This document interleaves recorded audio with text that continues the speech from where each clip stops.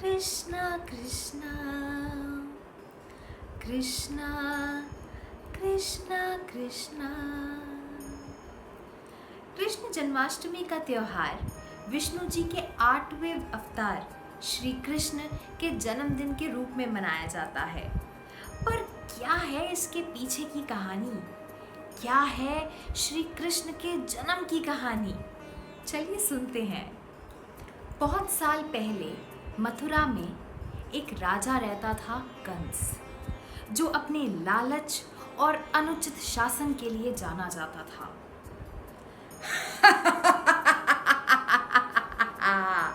मैं हूँ कंस, कोई मुझे नहीं मार सकता है।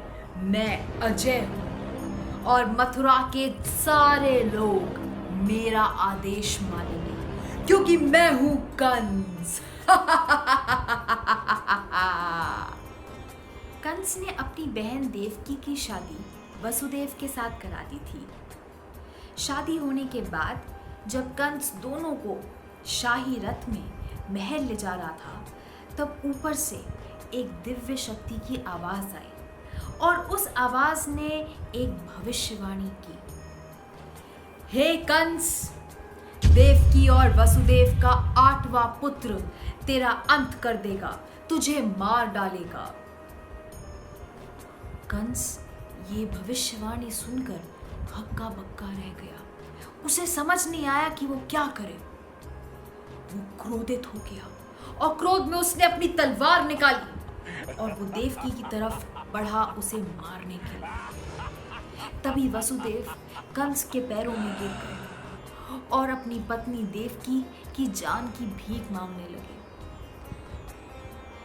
हे कंस, मैं वादा करता हूँ, मैं खुद हर एक बच्चे को आपको सौंप दूंगा और आप उस बच्चे को मारकर ये सुनिश्चित कर सकते हैं कि वो भविष्यवाणी कभी सच ना हो। तो बस फिर क्या था, कंस ने नवविवाहित जो हर बार देवकी जब बच्चे को जन्म देती थी तो कंस के पहरेदार उसे सूचित कर देते थे।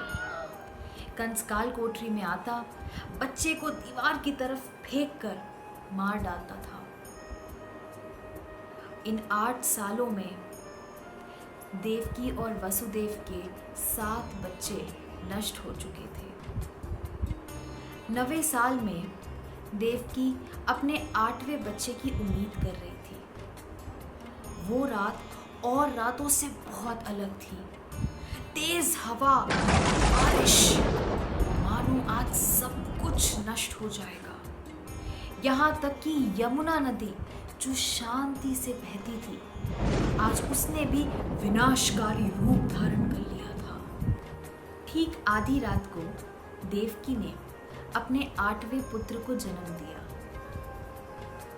उस बच्चे के पैदा होते ही उस काली अंधेरी कोठरी में एक तेज रोशनी भर गई और उस रोशनी से वसुदेव की नींद खुल गई। वसुदेव जैसे ही उठे, उन्होंने देखा कि देवकी गहरी नींद में है और उसके बगल में एक छोटा सा प्यारा सा पुत्र लेटा है।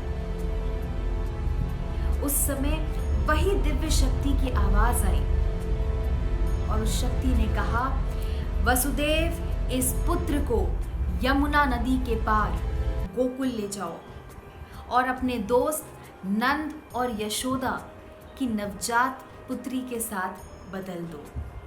तुम्हारा पुत्र वहां सुरक्षित रहेगा। वसुदेव ने अपने पुत्र को गले लगाया और उसे टोकरी में रखा। वो सोच में पड़ गए थे कि वो इस जेल से बाहर कैसे निकले। लेकिन जैसे ही उनने अपने पुत्र, अपने बच्चे को टोकरी में रखा, जेल के दरवाजे अपने आप खुल गए। वसुदेव जैसे ही बाहर निकले, वो भौचक्के रह गए। वहां के पहरेदारों को देखकर सब के सब सो रहे थे और ऐसे सो रहे थे कि मानो किसी ने कोई जादू कर दिया उन पे। तेज बारिश की वजह से यमुना नदी उफान पे थी, यमुना नदी ने एक विनाशकारी रूप धारण कर रखा था। वसुदेव को कोई और रास्ता नजर नहीं आ रहा था।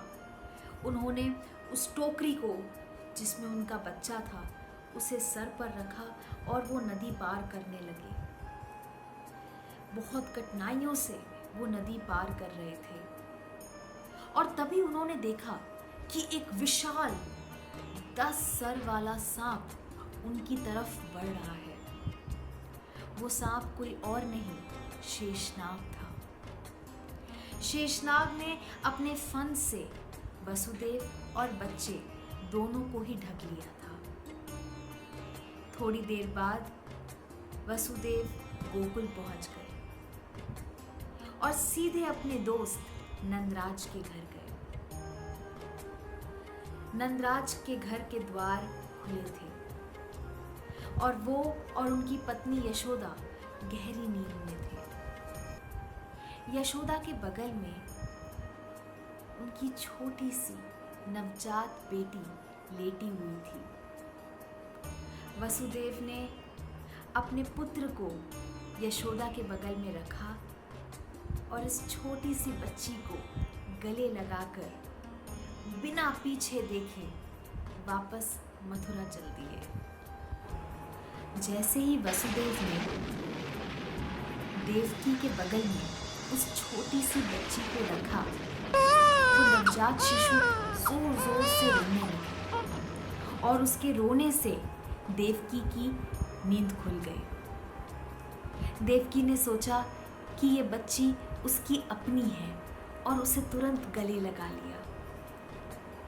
वो ये सोच सोच के परेशान हो रही थी कि न जाने उसका भाई कंस इस बच्ची के साथ क्या करेगा। उस बच्ची की रोने की आवाज से पहरेदार भी उठ गए थे और उन्होंने तुरंत कंस को जाके सूचित कर दिया नवजात शिशु के बारे में। कंस काल कोठरी में आया और उसने जैसे ही उस बच्ची को दीवार की तरफ फेंका,